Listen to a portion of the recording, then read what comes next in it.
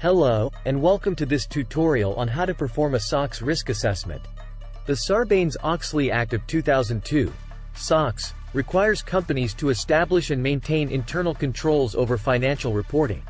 Risk assessment is a critical component of this process, as it helps companies identify and evaluate potential risks to their financial reporting. In this video, we'll walk you through the steps to perform a comprehensive SOX risk assessment. Step 1.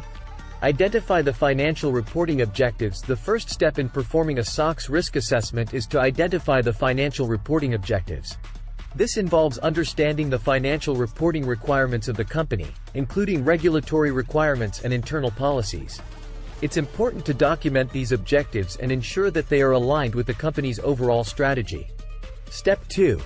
Identify potential risks. The next step is to identify potential risks to the financial reporting objectives. This involves reviewing past audit reports, analyzing internal controls, and conducting interviews with key personnel. It's important to document each potential risk and its likelihood and impact. Step 3. Evaluate the likelihood and impact of risks. The third step is to evaluate the likelihood and impact of each potential risk. This involves considering factors such as the control environment, control activities, and monitoring activities. The goal is to determine which risks are most significant and require the most attention. Step 4.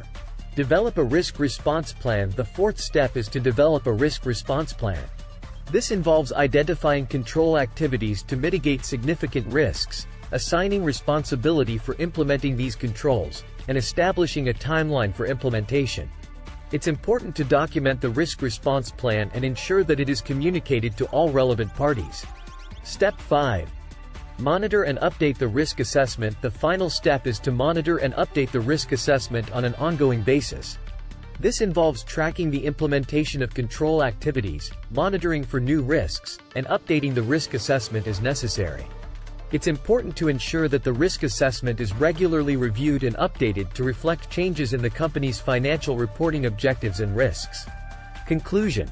Performing a SOX risk assessment is a critical step in establishing and maintaining internal controls over financial reporting.